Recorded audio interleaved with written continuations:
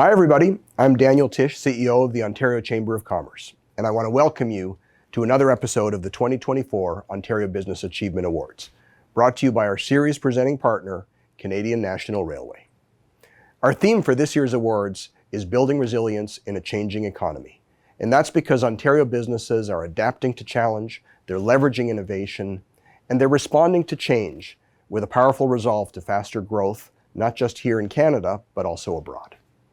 In this episode, we're celebrating excellence with a tremendous organization and an extraordinary leader who's making a big impression on our country and even around the world. We celebrate the 2024 OBAA Community Impact Award today. Before we go any further, I want to offer a big thanks to our episode partner, NACA. That's the National Aboriginal Capital Corporations Association. This episode wouldn't be possible without them. I also want to thank our supporting partner, My Job Match. The Community Impact Award is for an organization that's demonstrated activities that have brought a positive socio-economic impact to Ontario.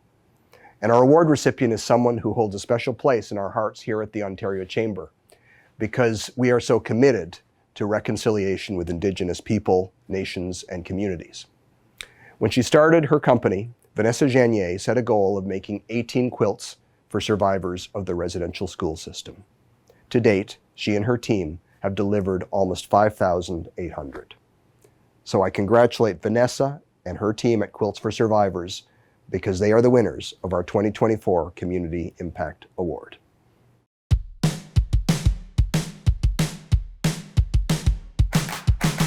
Today is gonna be a little something more. I've got a plan in mind, a special thing in store. The light bulb inside my head says, get out and play, 'cause you never feel this way. Weaving a quilt is a very emotional event, and it's felt really strongly by not only by the person receiving and the person giving it, like the whole audience. You can feel the emotion in the room saying, yes, I acknowledge, well, not acknowledge, but I'm ready to heal, I'm ready to carry on. Because for years, myself, I never ever accepted the fact, and I never acknowledged that I went to residential school until Quilts for Survivors, and I was able to accept that I went to residential school, and receiving that quilt is an honor, and is also a very emotional event for sure.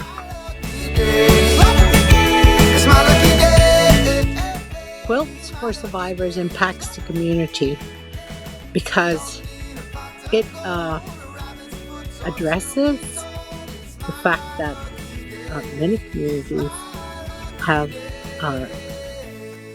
survivors from the residential school. It told me that we care for one another. Our communities care for one another. And that the trauma of many is addressed because trauma from that era impacts our communities today.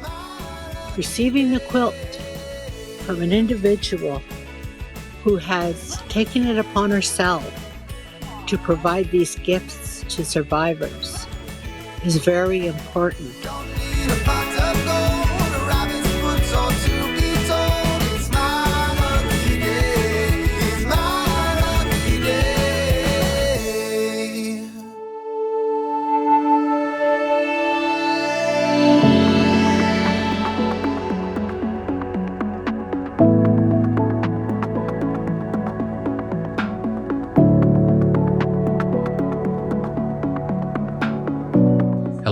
Shannon Matadawab, and I'm the CEO for the National Aboriginal Capital Corporations Association. We're a network of 58 Indigenous financial institutions covering coast to coast to coast, providing business developmental loans to Indigenous entrepreneurs in Canada.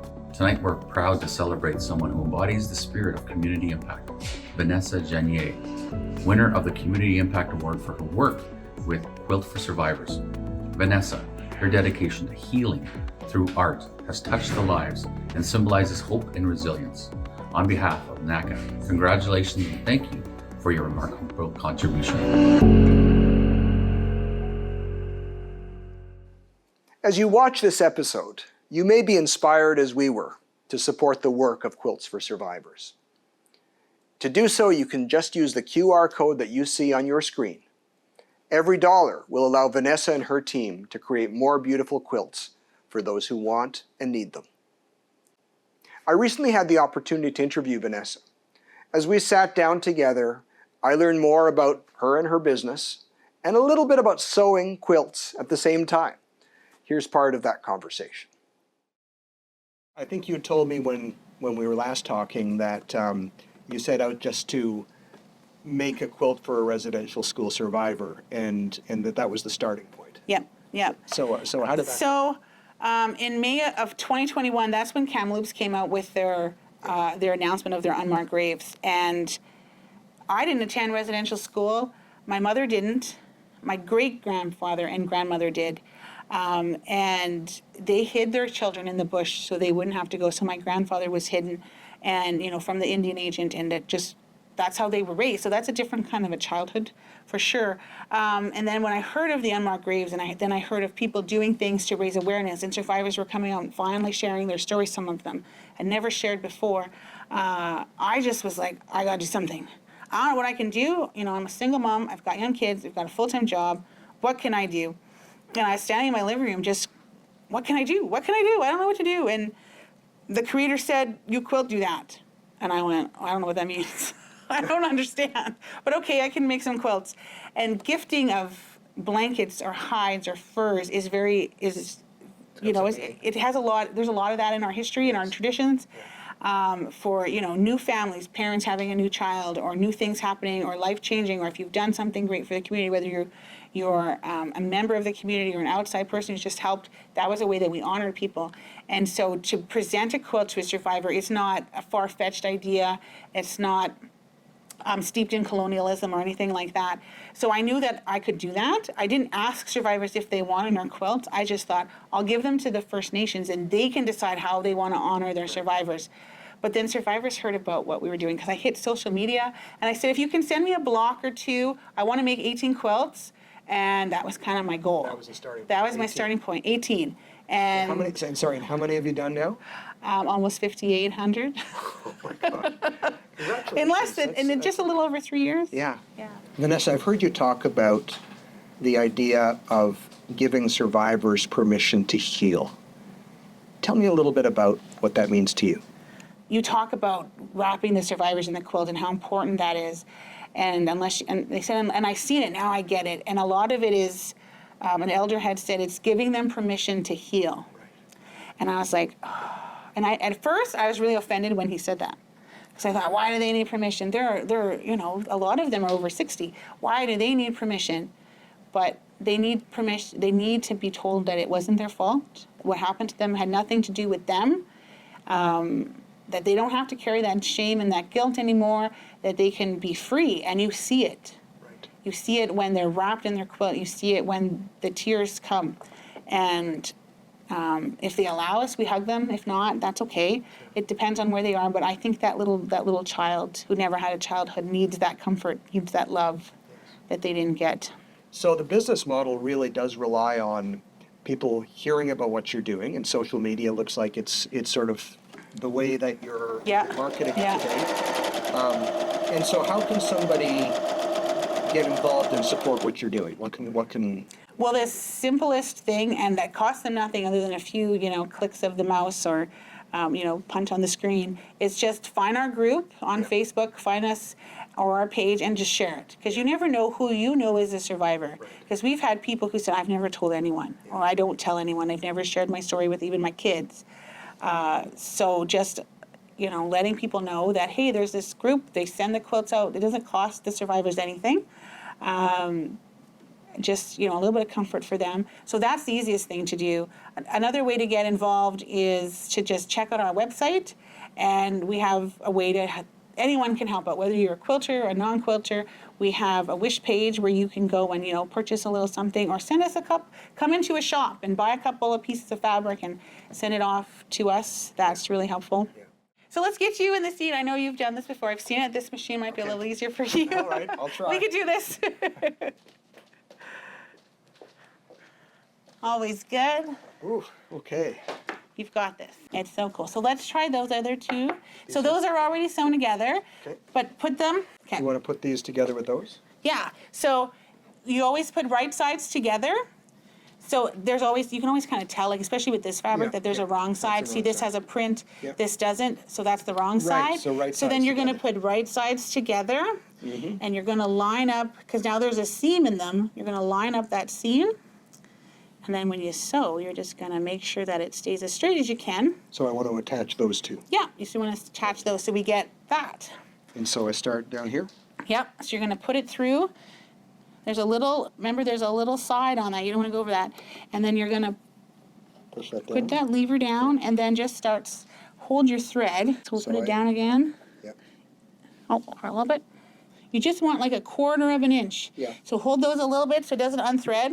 We know that experience from past. Yeah. And then you're just guiding it through, watching that those two seams are resting nicely together. So you want these two seams, one to go, down and one to go up, and then just guide it through. The word that comes up so often around these conversations is resilience, right? It's just something we all need. Sometimes we need to tap into it more than other times in our lives. Mm-hmm. And it's just amazing how resilient some of these people are and have been.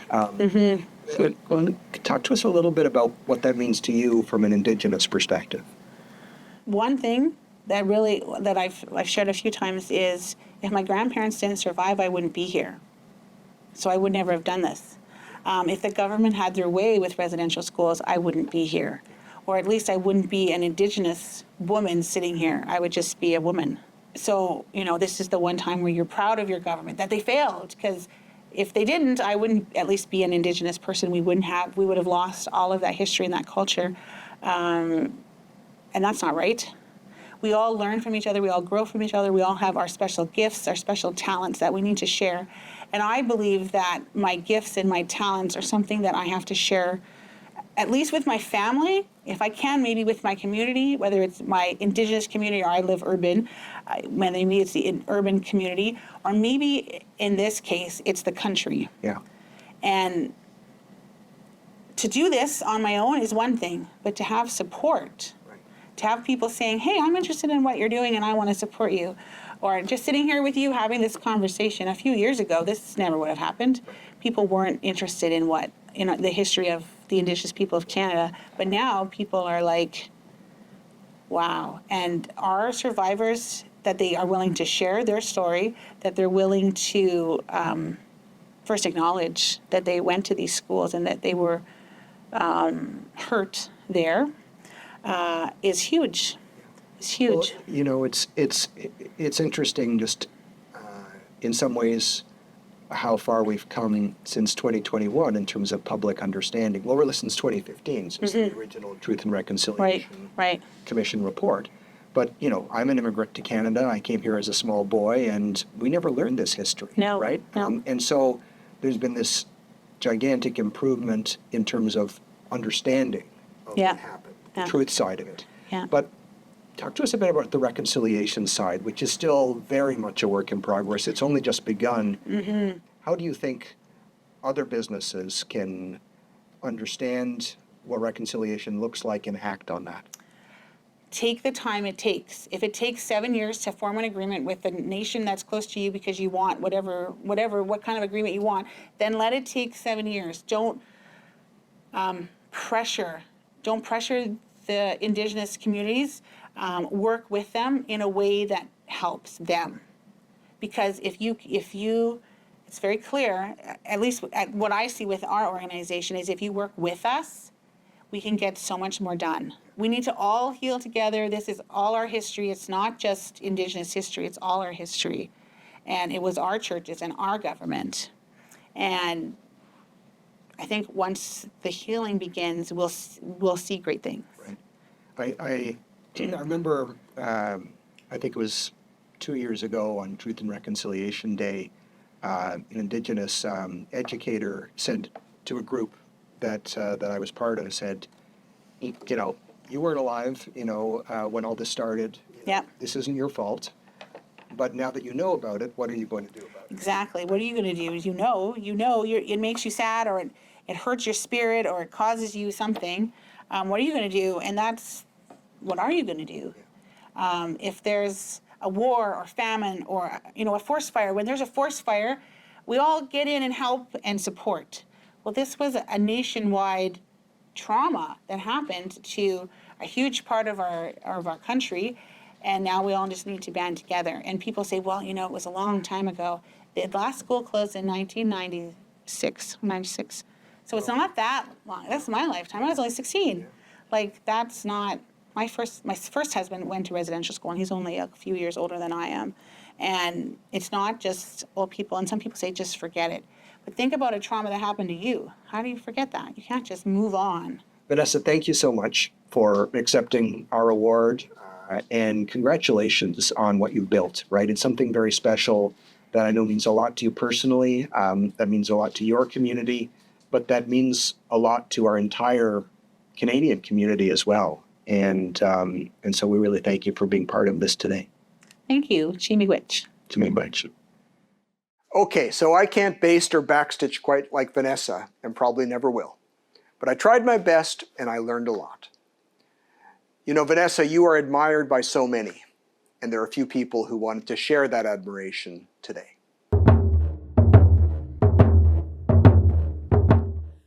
Good day, Wachi. Congratulations, Vanessa. I am so proud of you for the awesome work you have been doing with Quilts for Survivors. The acknowledgements you have been receiving are very much deserving. I am very honored to be involved with Quilts, especially to work with such a positive and energetic person. Vanessa, you have found your calling, your gift and talent for making quilts and using that skill to heal a nation one quilt at a time. As a residential school survivor, I am very thankful for Vanessa, the staff, and the volunteers, that someone actually cares about who we are and the hardships we faced. I received my quilt along with my parents, my aunt, and older brother 3 years ago. Thank you to the survivors who have shared their pictures with their beautiful quilts and sharing their stories. Thank you to the Ontario Chamber of Commerce for the award acknowledging Vanessa, her staff, and volunteers for their work at Quilts for Survivors. Miigwech. I'm so proud of Vanessa as a member of the Missinaibi Cree First Nation, as a woman, as a leader, and as a family person who knows the importance of history and honoring the past. She has worked so hard and built up an organization that sometimes is beyond other people's imagination. She has such a strong and spiritual nature, and Creator has been good to her into helping her provide for all the needs that she needs to continue to make these quilts. She is putting her mark on the history of Canada and the residential school era. Congratulations, Vanessa. You are an inspiration. You are a gift for the survivors of Canada. You are a precious individual who has been guided and touched by Creator to do the work that you have been doing. We thank you, survivors of the residential school era. Thank you with all of our hearts. Miigwech. Anin, bonjour, hello. My name is Chief Jennifer Constant from Outagamie First Nation, and I am honored to provide this message today. I would like to congratulate Vanessa Génier on the wonderful and meaningful work that she is doing with Indian residential school survivors. The work that she is doing is quite touching and, in my own opinion, bringing good medicine to our people who have long suffered the impacts and effects of the Indian residential school system. Today, I would like to congratulate her on behalf of myself and all Indigenous people across Canada who have been blessed to receive the gifts that she has provided. Congratulations on the Community Impact Award given to you by the Ontario Chamber of Commerce. You are truly deserving of this wonderful gift and honor. Miigwech, Bamapi. Vanessa, thank you so much for a wonderful conversation today. It was so powerful to hear your story about your business and how Quilts for Survivors has given survivors of residential schools permission to heal, to use your words, and also how it's helping Indigenous and non-Indigenous people work together on something so meaningful. So it's my great pleasure to present you with the Ontario Business Achievement Award for Community Impact for 2024. Congratulations. Thank you.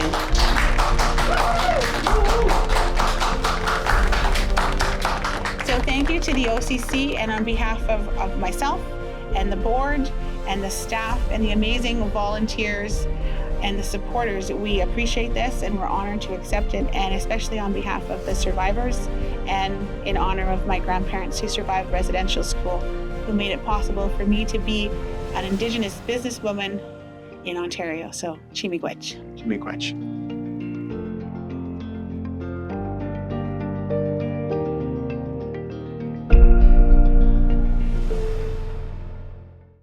Well, the Greek physician and philosopher Hippocrates famously said, "Healing is a matter of time, but it is sometimes also a matter of opportunity."